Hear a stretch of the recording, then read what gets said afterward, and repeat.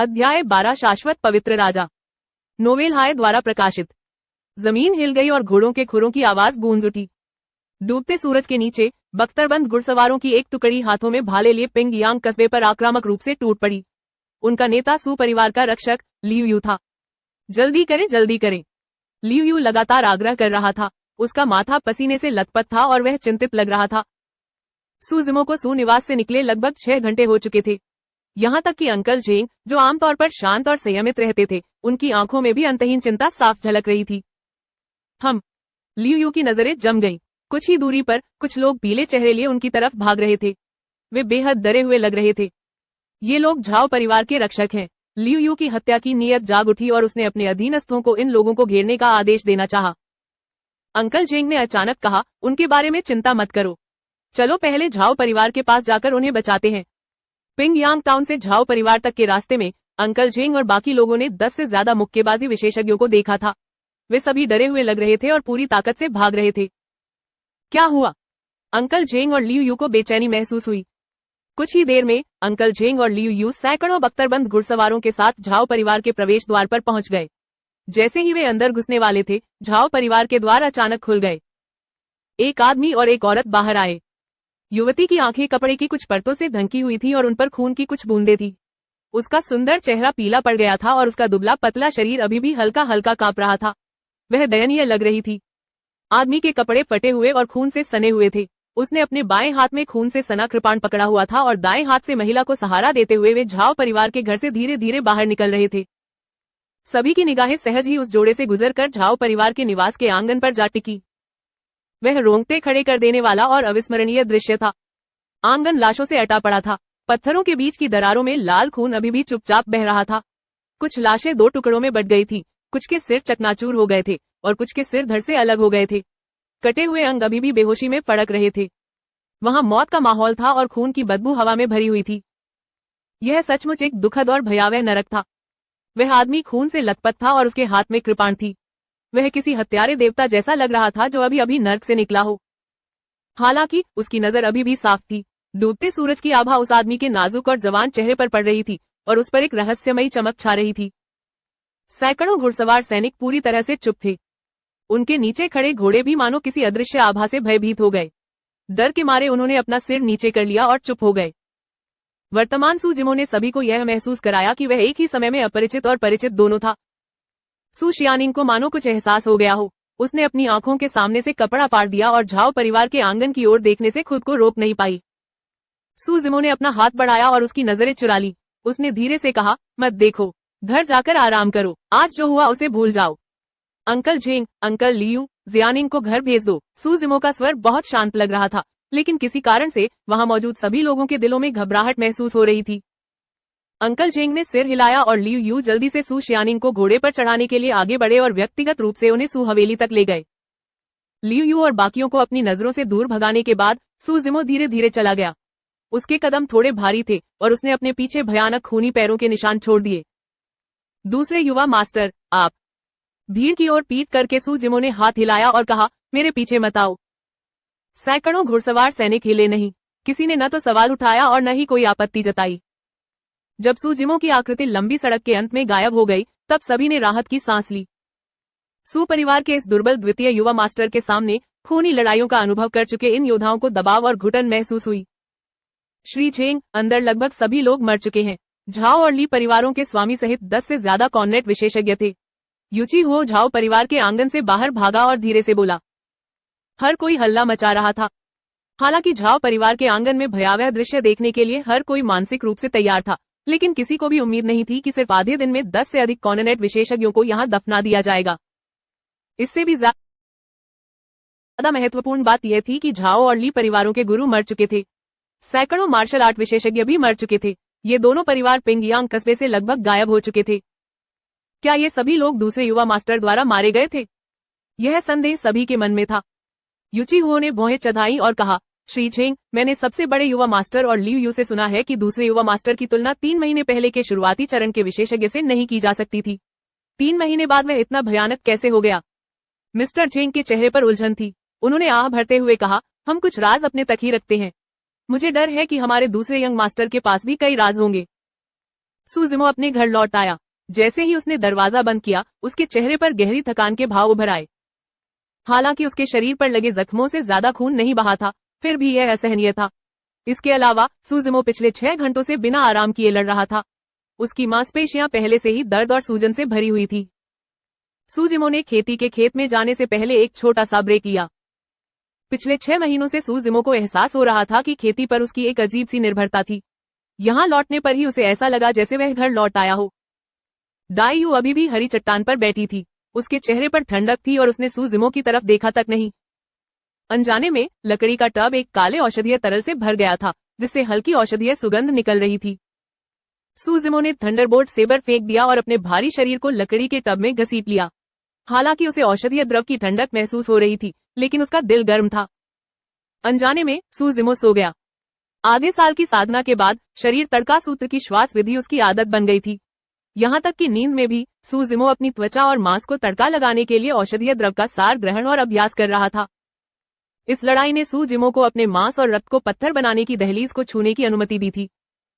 यदि सुजिमो जाग रहा होता तो उसे यह देखकर आश्चर्य होता कि उसके शरीर के घाव नंगी आंखों से दिखाई देने वाली गति से ठीक हो रहे थे। एक ओर यह शरीर तप सूत्र की साधना के बाद उसके रक्त मांस की प्रबल पुनर्योजी शक्ति से उत्पन्न हुआ था। दूसरी ओर यह औषधीय द्रव के अनंत सार से उत्पन्न हुआ था। इस बार अवशोषण सामान्य से कहीं अधिक तेज था। 6 घंटे सोने के बाद सुजिमो उठा। उसकी पिछली थकान दूर हो चुकी थी और उसका शरीर ऊर्जा से भर गया था। सुजिमो का दिल धड़क उठा। उसने उस जगह को छुआ जहां आज उसे चोट लगी थी। हालांकि उसे कोई निशान नहीं, सिर्फ चिकनी त्वचा महसूस हुई। कितनी शक्तिशाली उपचार क्षमता है, सुजिमो मन ही मन चौंक गया। उसी समय सुजिमो को प्रेरणा मिली और उसने गुप्त रूप से अपने रक्त और मांस को पत्थर बनाने का मानसिक सूत्र चलाया। सुजिमो साफ महसूस कर सकता था कि उसकी मांसपेशियां तुरंत कस गई हैं। उसका मांस और खून का एक एक इंच बिना किसी अंतराल के एक साथ दब गया था और पत्थर की तरह सख्त हो गया था। इसे एक छिपे हुए आशीर्वाद के रूप में माना जा सकता है। सुजिमो ने मन ही मन विलाप किया, यदि ऐसी बाहरी चोटों की उत्तेजना न होती तो थोड़े समय में मांस और रक्त को पत्थर बना देने के रहस्यों को समझना कठिन होता। सुजिमो खड़ा हुआ और डाईयू से कहा, मैं थोड़ी देर के लिए बाहर जा रहा हूँ। ऐसा लग रहा था कि डाईयू ने उसकी बात नहीं सुनी और वह अपनी आंखें बंद करके आराम कर रही थी। सुजिमो खेती के खेत से बाहर निकला और अपने कमरे में लौटकर हरे रंग का लबादा पहन लिया। फिर वह सीधे सू परिवार के घर की ओर चल पड़ा। सुजिमो आज जो हुआ उसके लिए अपना गुस्सा दबा रहा था। उसे झाओ और ली परिवारों पर नहीं, बल्कि सू परिवार और अपने बड़े भाई सुहोंग पर गुस्सा आ रहा था। रात हो चुकी थी और लंबी सड़क पर कोई नहीं था। सुजिमो ने प्लोहेवन स्ट्राइड किया और तेजी से दौड़ा। वह कुछ ही देर में सू परिवार के घर पहुंच गया।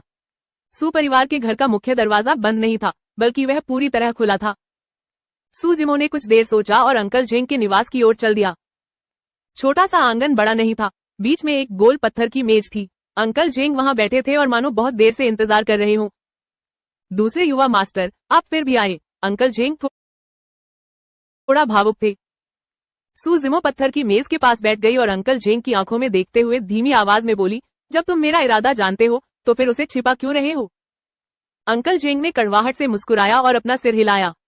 जब हम छोटे थे तब से बड़े भाई ने हमें मार्शल आर्ट सीखने की इजाजत नहीं दी और हमें बाहर पढ़ने के लिए भेज दिया। उन्होंने हमें पारिवारिक व्यवसाय में भी दखल देने की इजाजत नहीं दी। बहुत सारी चीजें थी। बड़े भाई ने जानबूझकर या अनजाने में जियानिंग और मुझे सू परिवार से दूर रखा। जियानिंग सरल स्वभाव की है और वह इसे महसूस नहीं कर सकी, लेकिन मुझे यह बहुत पहले ही महसूस हो गया था। सुजिमो ने धीरे से कहा, अगर जियानिंग ने पहले मार्शल आर्ट सीखना शुरू कर दिया होता तो शायद आज उसे यह सब न सहना पड़ता। मैं देख सकती हूँ कि आज अंकल झेंग के पीछे जो लोग हैं वे सभी अनुभवी प्रसवोत्तर विशेषज्ञ हैं। जब परिवार के पास इतनी शक्ति है तो उन्होंने इसे पहले क्यों नहीं बताया? बड़े भाई किस तरह का व्यवसाय कर रहे हैं?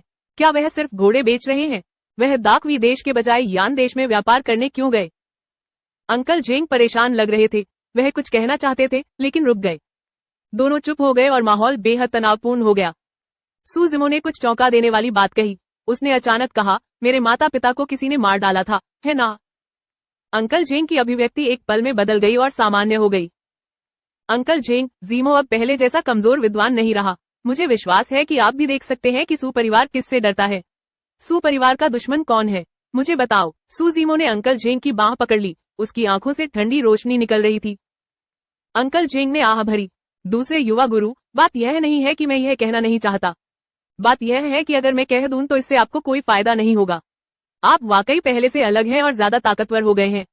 आप तो कई प्रसवोत्तर विशेषज्ञों को भी मार सकते हैं। लेकिन कुछ देर रुकने के बाद अंकल जेंग ने अपना सिर हिलाया और कहा, लेकिन यह केवल एक नश्वर की शक्ति है। वे परिचित शब्द मुझे देजावू जैसे लग रहे थे। आधे साल पहले शेन मेंकी के जाने से पहले उसने सू जिमो से कहा था कि अगर वह भविष्य में प्रसवोत्तर या प्रसवोत्तर क्षेत्र तक पहुंच भी पाता है तो वह केवल एक नश्वर शक्ति होगी।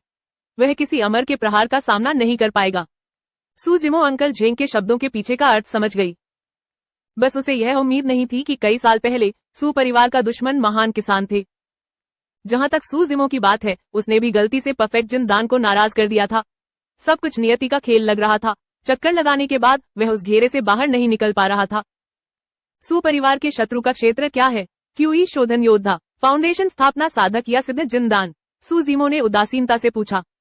उसने बहुत समय पहले डाइयू से सुना था कि साधना में क्यूई संगणन क्षेत्र के नश्वर लोगों को क्यूई शोधन योद्धा कहा जाता था।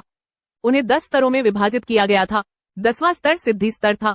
केवल आधार स्थापना साधकों को ही सिद्ध जिनदान साधक कहा जा सकता था। आप अंकल जेंग को उम्मीद नहीं थी कि सू जिमो को ये साधना पद्धतियां पता होंगी। वे हैरान रह गए। एक क्षण बाद अंकल जेंग ने कहा, आधार स्थापना साधक और सिद्ध जिनदान साधक हमसे बहुत दूर हैं। यहाँ तक कि क्यूई शोधन योद्धा भी ऐसी चीज नहीं है जिसका सामना साधारण मनुष्य कर सके। यद्यपि अब आप कनिष्ठ विशेषज्ञों को मार सकते हैं, लेकिन क्यूई शोधन योद्धा के विरुद्ध यहाँ तक कि स्तर 1 क्यूई शोधन योद्धा भी आपको मारने के लिए पर्याप्त है। सू जिमो ने थोड़ा सा भौहें चढ़ाई। स्वाभाविक रूप से सू जिमो को अंकल जेंग की बातों पर विश्वास नहीं हुआ। डाइयू के अनुसार राक्षसी साधना भी एक प्रकार की साधना थी। यह अमर, बौद्ध और राक्षसी संप्रदायों से कमजोर नहीं थी। अब जबकि वह पहले से ही महान जंगल के 12 राक्षसों के क्लासिक के शरीर को शांत करने वाले भाग में महारत हासिल कर चुका था, तो वह स्तर 1 क्यूई शोधन योद्धा को भी कैसे नहीं हरा सकता था। इसके अलावा पिछले 6 महीनों में हुई 2 हत्याओं ने सू जिमो के आत्मविश्वास को काफी बढ़ा दिया था।